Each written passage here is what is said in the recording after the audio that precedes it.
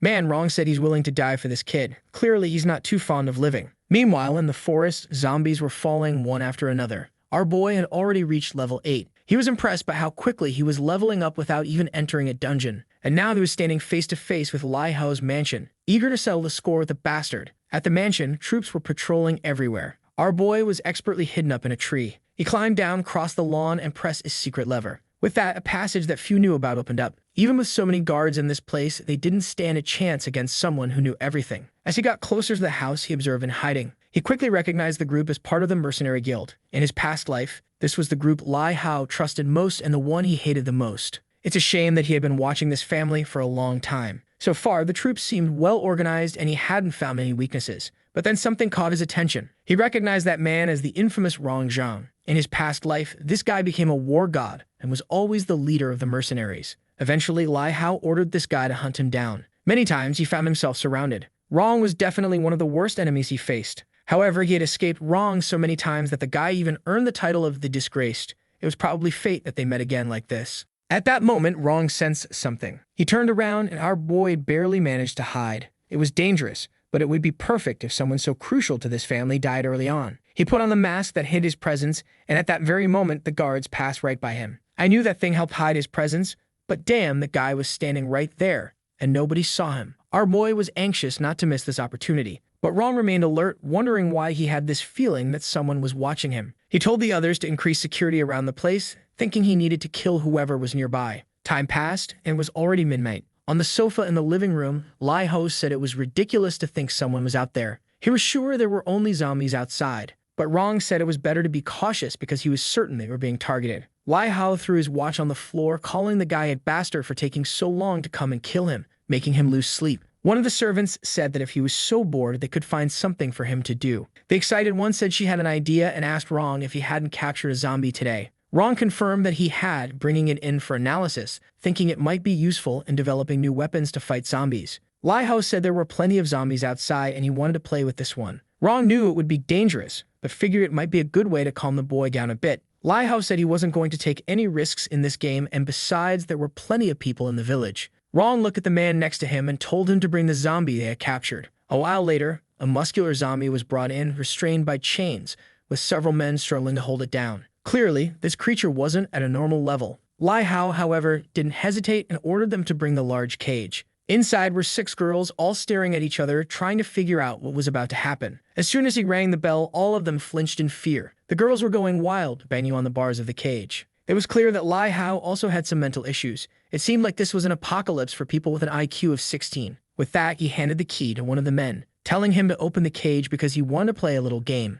The men entered and brought the zombie in. Lai Hao told them to place it at the entrance, remove the chains, and throw it inside the cell. Suddenly, a man knelt down behind him, begging him not to do it because it was too cruel. Another man in a suit apologized for the kneeling man, explaining that he was new to the place. Lai Hao approached the man and asked if he was trying to give him orders. The man on the ground kept repeating, begging for the girls' lives. The other beside him quickly added that he would never dare to give orders to the young master. Lai Hao smiled, saying it was nice to see someone brave enough to challenge his authority. Since the man had the courage to stand up to him, it was time to test if he was as strong as he seemed. He then ordered a few men to suppress him. One of them stepped forward to punch the guy in the face, but the man easily blocked the first hit. Lai Hao watched with interest, finding this situation amusing. Still on his knees, the man twisted the attacker's arm, causing him to wince in pain. The old man was impressed that this kneeling guy was stronger than the bully, but of course, now he wanted to end the man's life for embarrassing him. He called 2 more men over to help him. The younger ones wondered why he was wasting time on this boy who had lost his abilities. Punches flew back and forth, and finally the poor guy was immobilized. Now he was taking a beating, with punches landing squarely on his face. The guy turned into a punching bag. However, Lai Hao ordered them not to kill him. Since he wanted to protect these girls, it would be perfect for him to watch them all die. The poor girls stood there, frozen, not doing anything, and the men started releasing the zombie. Man, they were really going to throw the beast in there. What a cruel world. The zombie wasted no time and was on the first girl's neck in seconds. The poor guy outside was just crying. He seemed to have lost the will to live. Lai Hao mocked him, saying that if he was so strong, he should go in and save the girls. The other soldiers chimed in, agreeing it was a brilliant idea. But even they were thinking this had gone too far, and that even in an apocalypse, they shouldn't treat lives like this. They dragged the boy's body away, while the zombie tore through everything inside the cage. When it was finished, they threw the boy inside. At that moment, the zombie turned toward him, rushing in his direction. The boy stopped and apologized to his mother, saying that today he wouldn't be able to protect her or himself. But then, out of nowhere, he got motivated, saying he wasn't going to die because she was waiting for him at home. The boy stood up and landed a punch on the zombie's jaw. He grabbed it in a bear hug and dragged the zombie across the cage. He slammed its back against the bars, but it wasn't going to be that easy. The zombie countered with a crushing hold. Meanwhile, Lai Ho was watching, commenting that this was the best entertainment he'd seen. Even though the boy was beaten, he got up and delivered another blow to the zombie's face. After a lot of fighting, he dropped to his knees. The zombie was beside him, but his body had no strength left. He apologized, saying he should have listened to her. Meanwhile, Rong observed, commenting that it was a shame the boy had died. 1 second, the guards pitied him. The next, they complained he had died too quickly. But if he died quickly, he was about to come back. At that moment, he woke up as a zombie. Outside, Lindsay saw that his chance had finally come. As soon as he spotted someone who looked like him, he finished him off. He put on the clothes and headed for the door. People asked why Joe was there. He simply said he saw someone sleeping and came to remind him to get back to work. 2 men approached from behind. One of them commented that they had been patrolling for over a day without sleep, and our boy remarked that they were being treated like cannon fodder. Then the round-headed guy asked if Jia didn't seem a little taller than usual. A second later, Lindsay knocked them both out, leaving them kissing the pavement. Calmly, he walked through the mansion. No one there had a high enough level to stand a chance against him. However, one of them managed to fire a flare into the air, but our boy threw a knife, intercepting it mid-flight. It was a shame for these guys, but he knew exactly how they operated. The system announced that the security had been defeated and that the path of revenge had begun. The mission was titled Jia's Revenge, and no one could leave alive after provoking the user. He had to kill all 269 people inside that village. He would receive another normal level hack and a bronze equipment item. Our boy immediately accepted, saying that now he had even more reason to kill Lai Hao. The mission then appeared, stating that a revenge barrier had been activated. Basically, if anyone left this place, he would be able to track them for an entire month. He got excited because this meant no one would escape, no matter where they went. However, the moment he accepted the mission, multiple kills started appearing on his screen. He needed to hurry and figure out what was happening inside the mansion. These guys seemed to forget that there was no one else around because they had killed all the women there for God's sake. That's when a voice echoed, asking why they weren't playing with him instead. The voice continued, leaving everyone standing up confused. The guy with red hair already knew that whoever was speaking had a much stronger aura than his own. Lai Hao immediately panicked, realizing that whoever this was had come to kill him. Oh boy, now Lai Hao's hair had turned back to blue and Rong's had suddenly turned red. Looks like we'll need to start a fundraiser to get the poor artist some Alzheimer's medication. Red-haired Rong stood in the middle of the room with his friends and called for the person to show themselves. He was confused, wanting to know who this person was that had been killing everyone so easily. The voice said that he was human, but was going to become the reaper of all the souls in that room. The men were terrified, but Rong told them to calm down. They split up, each watching a different position. That's when the legendary flashbang dropped in the middle of the room. It exploded and no one could see anything. Meanwhile, our boy calmly walked in, hands in his pockets like it was a runway. As soon as he entered, he activated his spike attack. Half the army started getting impaled. The boomerang slash took out 2 more. Rong had no idea who was standing in front of them. When he looked to the side, there was another grenade. An explosion followed and our boy walked on unfazed. With the smoke cleared, Rong still hadn't figured out what was happening. But all of his allies were already gone. One of the men said it must be some kind of witch because he saw a spinning sword killing everyone. Rong asked how many people were still in the area, and the man said at least 66 brothers with a few others injured. Meanwhile, Lai Ho was furious, telling Rong to hurry up and get revenge by killing the person who ruined his plans. Rong ordered them to start hunting this guy because he was sure there was no way he could kill nearly 100 people on his own. He then turned to the servant and told him to take the master to the hideout. The servant knew, however, that this person was probably watching everything. Our boy was slowly killing everyone, enjoying watching their despair. As he expected, the men were trying to form a group to escape. He opened the system and checked, discovering that Rong was already level 5. He heard a bunch of people shouting for the coward to show himself and thought it was stupid for them to keep repeating that. He decided to summon the kitty to give them a little more entertainment. At that moment, the cat appeared beside him. He pulled out a knife and threw it toward the room, cutting a candle holder, which crashed to the floor and scattered glass everywhere. But before the men could understand what was happening, the cat was already on the first one's neck. Our boy used the distraction to enter the room and start eliminating more of them. Another area was clear and he withdrew once again. Rong spotted him, but quickly realized he couldn't see his name or level. He shouted, asking who he was and what he wanted to do. Our boy observed Rong, feeling disappointed. This guy didn't even resemble the war god he once was. He then told them he was there to teach them the meaning of despair. In a second, he passed through 3 men and was face to face with Rong.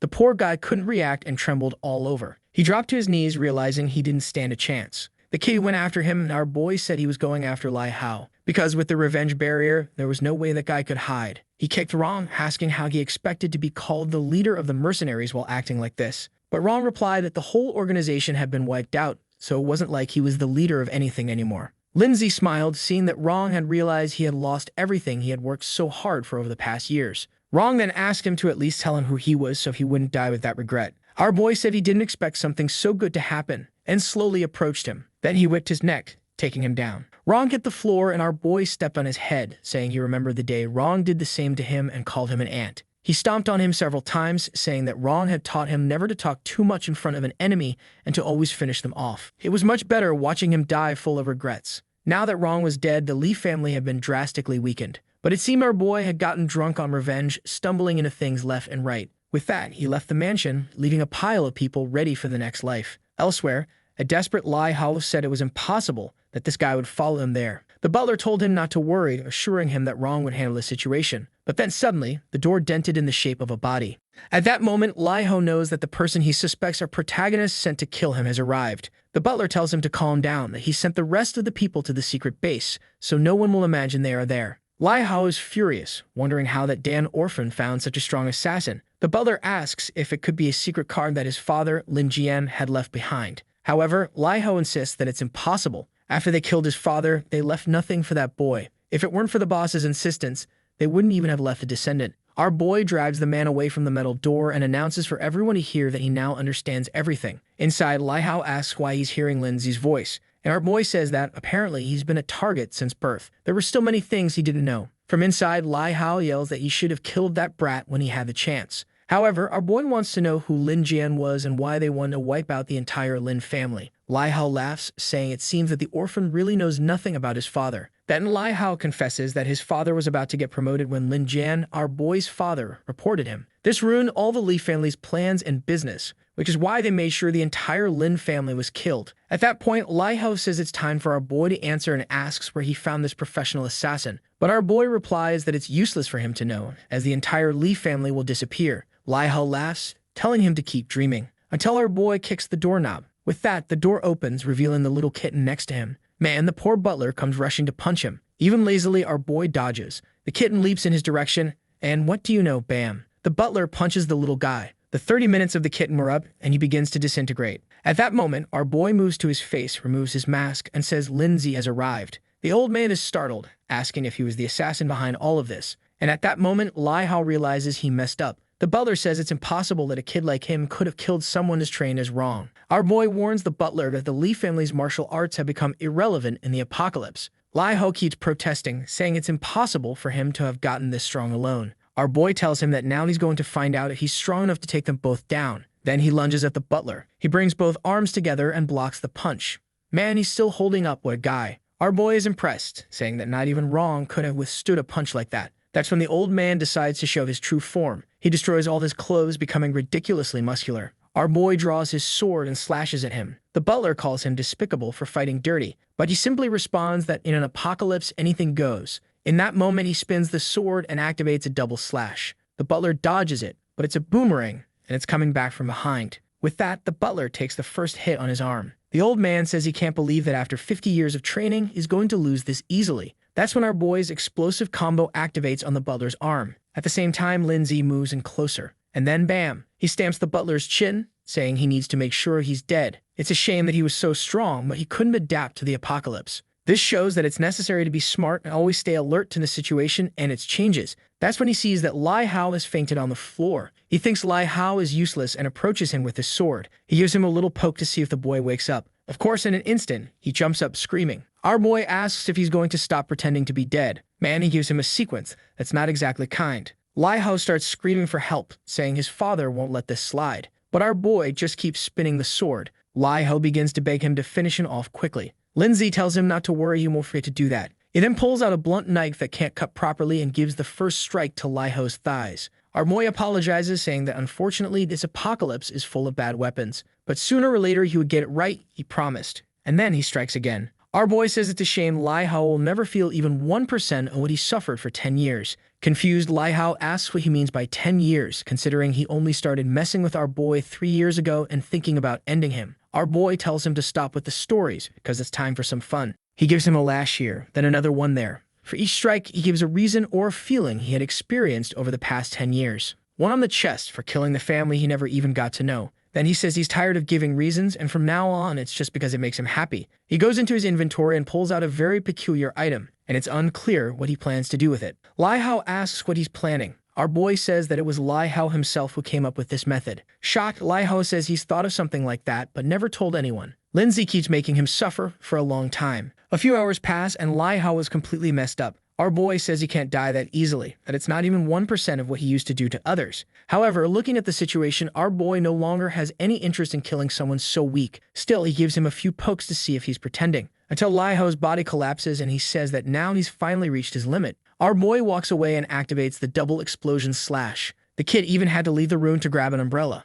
Outside, the full moon is high in the sky, and our boy says the Lee family's life wasn't so bad after all. At that moment, the system alerts him that he's activated the Vengeful Heart talent. Saying it was easy, he says, was the hardest thing so far, you bastard. The system explains that skills are learned through books, but talents can only be activated when a person goes through certain experiences. The Vengeful Heart talent makes him stronger, and the more he hates the person he's facing, the stronger he becomes. Our boy is impressed, noting that it increases his strength by 20%, and it's only a level 1 talent, so maybe it can grow even more. For eliminating the entire Lee family, he'll receive a new hack and a bronze-level piece of equipment. He opens the chest, curious to see what he gets, and in the cutest way, he receives a magical girl's wand. The problem is that it's an item exclusive to the magic class, so you already know that soon some girl will show up for our boy to help. He says it's useless to him, so for now, he just stores it in his inventory and will try to sell it later. Looking at his list, this auto-loot hack proves to be very useful. The truth is that in the apocalypse, when you kill someone, their inventory disappears and you can only steal what's equipped. That's why in the future, it was better to enslave people rather than kill them, since you could collect far more items over time. One of the items he stole in all this chaos was a purification necklace. It adds one more stat and can remove a negative status every 12 hours. It's weaker than the meditation one, but it will be more crucial in a fight, so he decides to equip it. Now it's time for what really matters. He tells the system to reveal the new hack he'll receive. Man, even a loading bar appears. The ability he receives is absolute enslavement. It allows him to turn a zombie into a slave that will do anything to protect his life. In the 10 years of his previous life, Lindsay doesn't even remember seeing anyone with such power. He pinches his own face, saying he really must be dreaming. Moreover, it seems like he gets an idea upon realizing the zombie can be completely loyal. That means he won't have to do so much dirty work anymore. He was looking forward to living a solitary life, but since he can have someone nearby who will obey everything and die for him, there's no reason to refuse. Not to mention, it's hard to imagine how strong this talent would become if it levels up. The system explains that the more zombies he enslaves, the more he can control. Our boy already imagines himself with an army invading the city. However, he knows this isn't realistic for now. The best idea is to find one of the zombies that will become a zombie king in the future, as those have potential. The problem is not knowing if they'll have the same opportunity by becoming his slave. But for now, it's time to check out the Lee family vault because he knows the Lee family is famous for its treasures. The problem is that when he enters, it's full of millionaire things that have no value in this world anymore. Strangely, he decides to spend the money on the paintings because he knows they'll be of some use. After taking what he thinks is useful and destroying the rest, he leaves singing. It was nighttime and the zombies would be more dangerous, so there was no reason not to spend some time in the luxurious villa. However, what he doesn't know is that in the room he's entering, there's a zombie standing in the middle. What's strange is that, in theory, he killed all the people in that village, but then he finds that poor zombie that died in total suffering. The zombie's attributes were enhanced because it was nighttime, but it had an epic rank talent that would increase its power as it leveled up. Our boy, seeing the stats, already knows it's a good target to use the new enslavement talent. What's strange is that the creature is just standing there doing nothing. Lindsay even finds it odd and tells the guy that he's a zombie, asking if he's not going to bite him. But seeing that the zombie has a mind stat of 3, he assumes the guy must have been pretty dumb as a human or something. He asks the system if he can really enslave that zombie since it has a lot of stats. The system says yes, as it still has fewer stats than our boy. Wow, he gets thoughtful. That mind level is very low, but with no choice in wanting to get stronger quickly, he tells the system that he wants to enslave that monster. The screen pops up and he clicks yes. Suddenly, a red energy begins to surround the creature. However, he notices that the zombie seems to be resisting somehow. He's startled, and out of nowhere, he sees the zombie calmly scratching its head. Then a window appears, asking him to give the creature a name. Man, what cruel guy. Since it's tall and strong, he names it Big Idiot. The system congratulates him for successfully enslaving Big Idiot. Another attribute window appears for Big Idiot, and man, it has everything a person has. However, the system warns that he can't gain prestige or use an inventory. Our boy then tells Big Idiot to show his strength, since he imagines that the cage can't hold him. At that moment, Big Idiot grabs the iron bars and begins to create an opening. In a second, he's outside and Man running toward Lin Zhe. But out of nowhere, he stops, and apparently, he was just playing around, leaving our boy looking like a fool. Instantly, our boy starts equipping some leftover items. What's strange is that now the system message says that the zombie no longer has my attributes.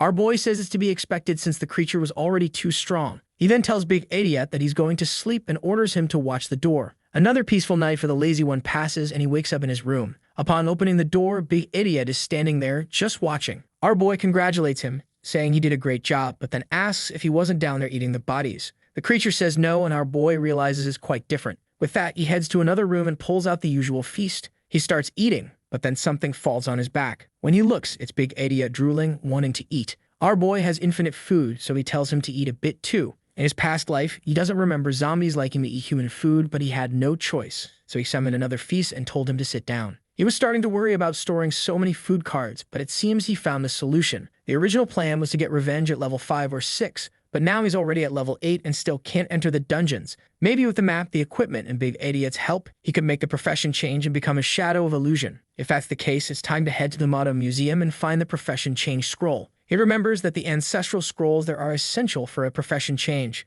When you enter the class change space, you have to complete 3 challenges within the time limit or you die. He remembers that in his past life when he was going to get that item, it was the day he received some videos of Yo Jing doing adult stuff with Lai Hao. He talked to his friends who came up with a plan to get revenge on Lai Hao, while our boy didn't know that they had been bought off. He was tricked and thrown into a profession change space. Their plan was either to kill him or make him die without anyone knowing. But what they didn't expect was that he ended up winning that space, acquiring a profession and living with a scar on his face for 10 years. That happened on the 8th day of the apocalypse, and since they were still in a room, there shouldn't be anyone at the Manga Museum yet. Now without Lai Hao in this world, he knows things will go much more smoothly this time. Our boy is impressed by how natural his zombie seems, and it looks like he's got a brilliant idea. Outside, he's already fully equipped. He made Big Idiot look quite human to avoid attracting attention. The scene shifts to the Manga Museum, a bunch of creatures heading their way. Seeing that there are several dead zombies, our boy knows there must be someone else in this place, so he'll have to be cautious. Obviously, with a 100% drop rate, he's got to be the one to kill. Man, the place is blessed. He kills 3 creatures and already picks up a scroll. That scroll would allow him to summon a fireball, which he could use to cause a bit of damage. He doesn't think that's bad at all. When he looks back, there are some zombies interacting with Big Idiot. He hides, changing his plan. Since Big Idiot doesn't become a target for anyone, he could just let him wander around, opening chests until he finds that strange person. This way, he can avoid any problems and wouldn't have to expose himself. The only issue with this place for now is that there's an absurd number of zombies and maybe even the 2 of them wouldn't be enough to handle everything. Meanwhile, in another part of the city, some guys are standing on a balcony saying that they need to go to the museum to get the scrolls. The problem is they don't have enough people to cover the entire place. Our boy is just observing and he even reads their lips, knowing that if he could join this plan, it would save him a lot of trouble. The scene changes to a shopping mall. A man is giving a speech to everyone, saying that it has been decided. His name is Go Dong, and he says they're waiting to have 200 armed people before starting the mission. However, some step forward, saying they can't wait that long since they already have enough strength. Everyone is starting to get hungry, and they need to hunt zombies to get new items. Suddenly, one of the rebels gets slapped in the face. A red-haired woman tells him to shut up and stop trying to start a revolt. But the guy who got slapped tells Ningjing to stop acting arrogantly just because she has a bronze-level item. Strangely, he tells her that it's better to follow his plans and submit to him. She just asks if he really thinks he's worthy of her. The guy calls her stupid and says that sooner or later, he'll take her down and do whatever he wants with her. She tells him to find a mirror and take a good look at himself first to see if that's even possible. His friends just laugh at him and he says they better not blame him in the future. While they're arguing, Gao Dong comes down and tells them to stop fighting and listen to him. That's when someone knocks on the door. It's our boy and Big Idiot. It seems like he recognizes someone when the door opens. It's the guy named Go Dong, and he remembers seeing him when he was activating the scrolls back then. At that moment, the girl asks who he is and why he's there. Our boy just calmly approaches. Go Dong asks for his name and why he came to the Reaper's Club, especially since looking at our boy, he can't see any information about him. And the strangest thing is that the other guy next to him is called Big Idiot, a level 4. Lindsay simply says that he saw a lot of people there and wanted to know if he could join them. Go Dong smiles, saying of course, and introduces himself as the club's president. Our boy shakes his hand and lies, saying his name is Lin Luo. He introduces Big Idiot, saying unfortunately he's mute and always work as a bodyguard. With that, our boy thinks to himself that Go Dong seems pretty dumb and easy to fool. He turns to Big Idiot and tells him that they're now part of the group. He didn't expect it to be so easy to infiltrate. In a room, Go Dong says that since they're new, he wants to know what they like to do. Lindsay says he enjoys killing zombies and getting stronger, which is why he wanted to join a larger group. Excited, Gaodong says that if that's the case, he has several skill books he can give him. Our boy feels a bit confused by how generous this guy is being. He says it's not necessary, but Gaodong insists, saying they're friends now. He places a book on the table, and our boy is impressed that it's actually something good. It's a Berserker skill book. It's a skill that makes you go berserk, but it increases your stats by 50% for 2 minutes. He knows that losing control like that for 2 minutes is no different from being a zombie in this world. Besides, a person is usually stronger when they can think clearly. Gaodong responds that he knows the side effects of this skill are pretty bad, but in a desperate situation, it could save your life. However, he's thinking to himself that he would never use something so risky, but it's different when you're giving it to others. Our boy closes the book and says he can feel Gaodong's sincerity in giving him this item and genuinely thanks him. He asks if there's anything else because he and Big Idiot are eager to get back to killing creatures. However, Gaodong seems to have recognized something in our boy's smile and asks him to wait a moment. Our boy asks what's up, and Gaodong says he has one more gift. He has a card with a KFC meal on it and asks why they can't eat together. Even though Gaodong had already given him a skill, which wasn't the best, he didn't want our boy to hate him. Lindsay says it's fine. He and Big Idiot still need to kill a lot of zombies to level up. The guy thinks our boy hated him, but in reality, he really liked the book and was even hesitant to take more. However, the guy grabs his hand and places the card in it, telling him he can take it for when he gets hungry. Not being able to reveal that he already has plenty of food, he simply thanks him. With that, he leaves and Gaodong says that if he ever needs anything, he should just come talk to them. As our boy walks away, he thinks that Gaodong isn't such a bad person since he liked that awful skill book. Little does he know how cruel our plucked chicken really is. Suddenly, a guy with a cigarette stops in front of him, warning him not to get too close to Gaodong. If he continued like that, even if he was strong, before the guy could finish. Big Idiot yanked the guy's hand off his shoulder. Our boy just asked Big Idiot why he was taking so long. The guy laughs, asking if he really thinks he's strong just because he's big. But the zombie stomps on the ground and gives the fool his first beating. With that, one of them is already sent to the afterlife. Our boy then asks if anyone else has something to say. Obviously, the other guys drop their weapons and say, no, nothing. When they see their boss running, one of them says it's over now as another person has joined Gaodong's side, especially considering that he just killed one of the competitors and sent that message. Of course, Gaodong hears about it immediately. He's shocked that our boy killed someone as soon as he left the room. The red-haired guy says it's probably him because there was a guy next to him called Big Idiot. Gaodong smiles, saying the boy did him a huge favor. Seeing that he killed Jiate, Gaodong knows the boy wants to help him and thinks he'll be a valuable addition to the group. He orders them to bury Jiate and share his equipment with the rest of the group. Gaodong walks away saying to himself, today's the perfect day.